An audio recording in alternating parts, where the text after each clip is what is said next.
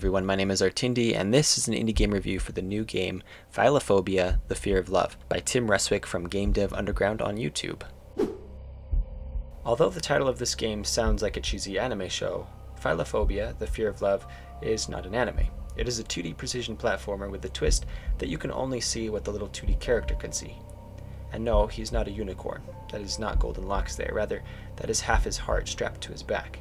Philophobia covers an emotional journey taken by Stuart that reflects some of the negative feelings we get when we try to love others.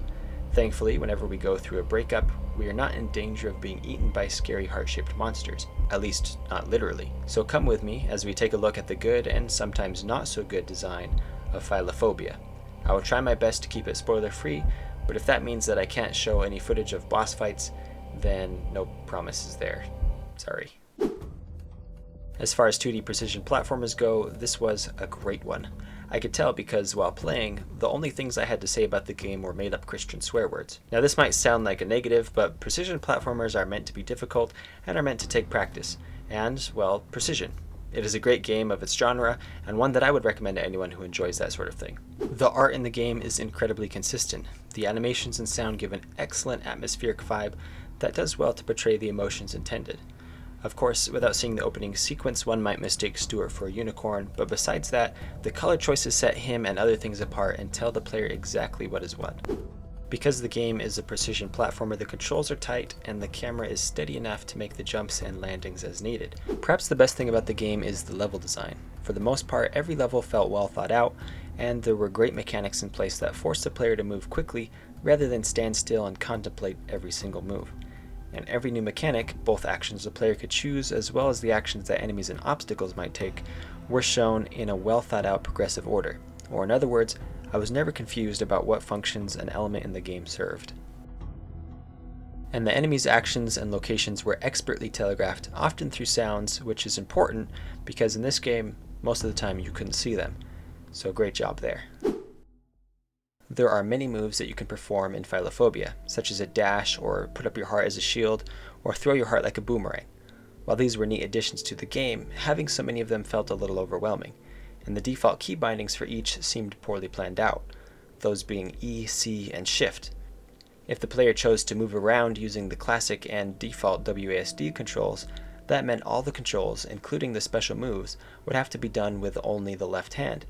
This might be useful if you have to eat takeout Chinese food while playing, but I find when games divide the controls between hands, it gives the player much more ease of control and thus better immersion. I ended up using the arrow keys, which also by default control movement, just so that I could split it up a little.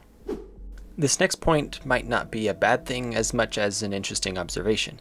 I don't play a lot of precision platformers, but when I do, I like to play the kind that over time you master the controls, and with such mastery you can react to and overcome new obstacles, at least until you have to learn something new or move on to a new stage in the game. Usually, mastery of a set of controls is displayed in boss fights, where using your newfound powers that you have practiced diligently will be the most fun and rewarding. Now maybe I just suck at precision platforming, but I felt like Philophobia had an incredibly high slope to climb in order to reach that near impossible level of expertise. I felt this most when I reached this boss level. The design for this level was exceptional and got me very excited. These platforms were the ones that break and reform after a few seconds, and this boss was very well animated and foreshadowed. And by this point in the game, I had played through quite a bit of grueling platforming. Plus, it's not like standard platforming controls are anything new to a gamer, so I felt ready to take on the big boss. Surely I would die several times, but by now, my experience would make this fight enjoyable, and I would win the day with some close calls. But this would not be the case. The difficulty felt so high that as I played the level over and over and over again, I started to find that it was easier to memorize the preset movements of the boss rather than anticipate them. After all, each level replays exactly the same with no random events. So if you play the same level long enough, eventually you will know exactly where things are going to be and when they are going to be there. So rather than master the controls, I was memorizing them. I would simply press the keys in the right order at the right times with the right timing and slowly progress further and further. Then whenever I die, I would simply adjust the memorized pattern ever so slightly to get a little further still. I was being forced to use speedrunning techniques in order to win. This can be seen in this level as well. I'm not expertly dodging all these deadly obstacles. Look at how many times I've died. Rather, this is me executing a set of controls I've memorized over time until I can get to the end of the level, which, in this case, I don't. This was the last level I played before it came time to write the script. I do plan to come back and finish the game eventually, though. Something I forgot to mention real quick, this game has some really great jump scares. Like, fittingly, I almost had a heart attack a few times, but I won't spoil them here.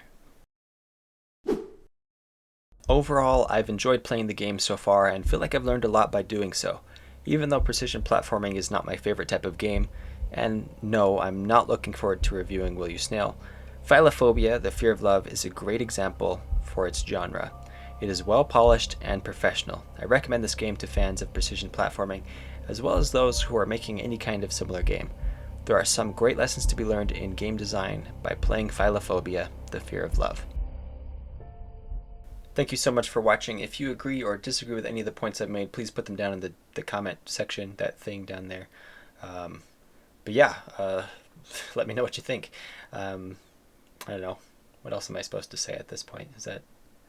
That's all right. Okay. Thank you. Have a good one. Goodbye.